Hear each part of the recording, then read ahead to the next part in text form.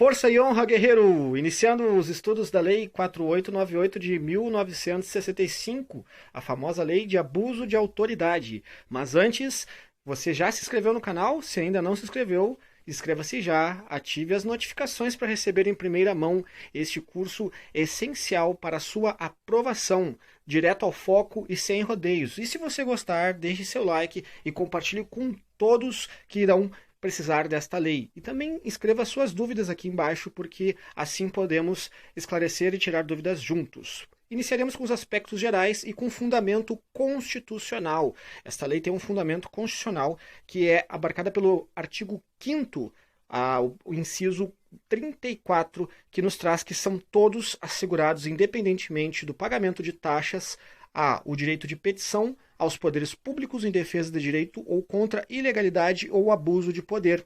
E é justamente este parágrafo que é regulamentado por esta legislação. Mas antes, vamos perceber que esta lei apresenta responsabilidade administrativa, civil e penal.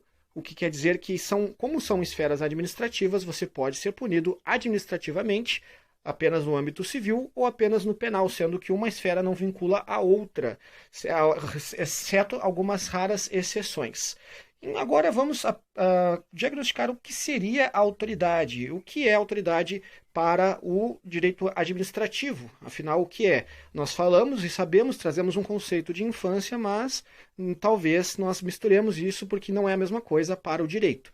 Então, o que diz o direito administrativo? Na esfera da administração pública, a autoridade pública é a pessoa investida de prerrogativas inerentes à função ou cargo que ocupe, que detém, em razão disso, poder de decisão e mando, tornando-se competente e responsável pelos atos de natureza administrativa ou judiciária que vier a praticar.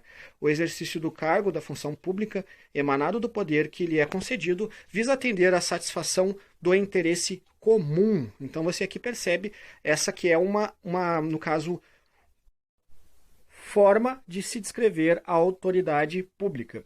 Existe uma outra confusão muito comum, que é entre abuso de autoridade e poder. Qual é a diferença? No abuso de poder, então, um agente público atua além de sua competência legal, desviando-se da sua finalidade pública. Já o abuso de autoridade é o que é tratado nesta lei, é o abuso de poder analisado sobre as normas penais. Então, quando está se falando de um abuso dentro de um cargo, mas que não incide sobre a atividade e fim, ela está se referindo ao abuso de poder.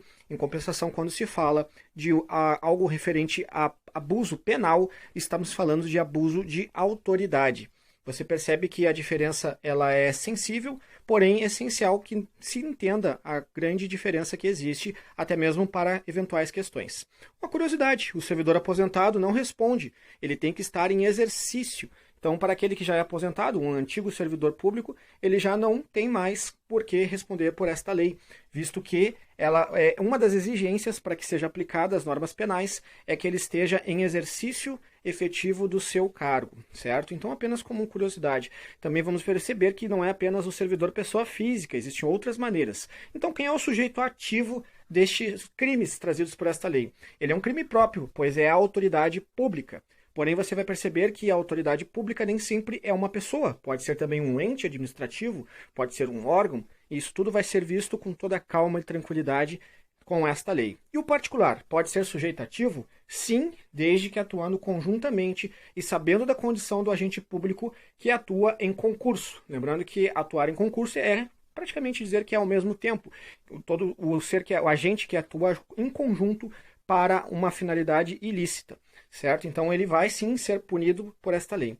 O sujeito passivo pode ser pessoa física ou jurídica, certo? Então pode ser qualquer um do povo, assim como pode ser uma pessoa jurídica, uma empresa constituída que possa estar sofrendo algum tipo de ilegalidade. O bem jurídico tutelado são os direitos e garantias fundamentais, certo? Então, para que nós entendamos, toda a norma penal ela traz um bem jurídico que ela tutela e o que ela protege, no caso.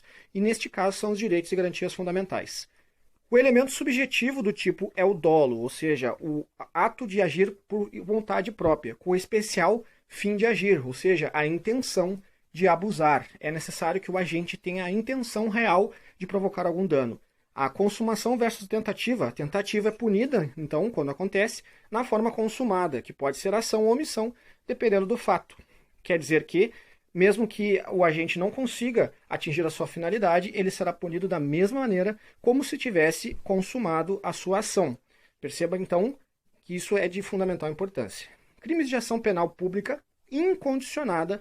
Você lembra de quais os tipos de ação penal? A pública condicionada, pública incondicionada, ação privada, subsidiária da pública, enfim. Este caso ela é incondicionada, ou seja, ela não depende de representação da vítima. Os crimes previstos são de menor potencial ofensivo, ou seja, aqueles que a pena não ultrapassa 2 anos e só foge do GCRIM, que é o Juizado Especial Criminal, aquele previsto lá pela Lei 9.099 de 95, se somar outras penas. Então aqui introduzimos a lei. Então, assim, introduzimos a Lei 4898 de 1965, que regula o direito de representação e o processo de responsabilidade administrativa civil e penal nos casos de abuso de autoridade. Então, a responsabilidade administrativa civil e penal contra autoridades que, no exercício de suas funções, cometerem abusos. O direito de representação será exercido por meio de petição, isso que será dirigido à autoridade superior que tiver competência legal para aplicar à autoridade civil ou militar culpada a respectiva sanção. Dirigida também ao órgão do Ministério Público que tiver competência para iniciar os fatos. Constitui abuso de autoridade qualquer atentado à liberdade de locomoção, à inviolabilidade do domicílio, ao sigilo de correspondência, à liberdade de consciência e de crença, ao livre exercício do culto religioso, à liberdade de associação, aos direitos e garantias legais assegurados ao exercício do voto, ao direito de reunião, à incolumidade física do indivíduo, aos direitos e garantias legais assegurados ao exercício profissional.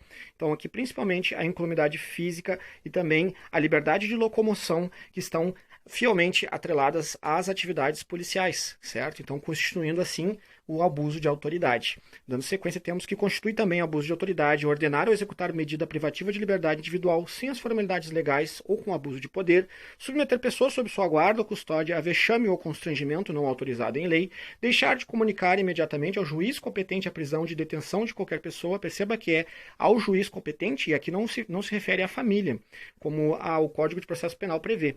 Deixar o juiz de ordenar o relaxamento de prisão ou detenção ilegal que lhe seja comunicado, levar à prisão nela e deter quem quer que seja se propõe a prestar fiança permitida em lei, cobrar ao carcereiro ou agente de autoridade policial carceragem, custos e emolumentos ou qualquer outra despesa, desde que a cobrança não tenha apoio em lei, e também recusar ao carcereiro ou agente de autoridade policial recibo de importância recebido a título de carceragem, e também ato de lesivo contra a honra ou patrimônio público, além de prolongar a execução da prisão temporária de pena, percebendo aqui que é a prisão temporária apenas, porque as outras, no caso, elas não têm tempo pré-estipulados, então, de pena ou de medida de segurança, deixando de expedir o tempo oportuno ou de cumprir imediatamente a ordem de liberdade. Considera-se também autoridade, para os efeitos desta lei, quem exerce cargo, emprego ou função pública de natureza civil ou militar, ainda que transitoriamente e sem remuneração.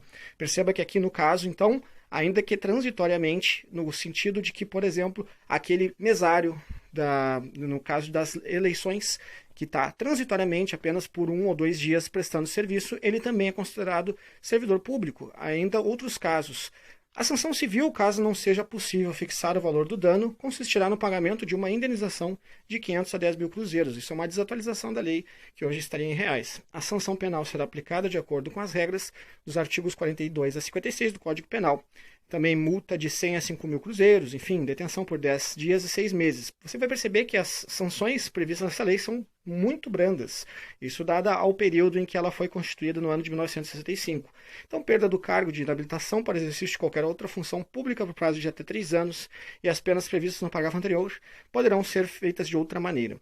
O processo administrativo não poderá ser sobrestado, ou seja, no caso, não poderá ser suspenso, certo? E a sanção aplicada será anotada na ficha funcional da autoridade civil ou militar.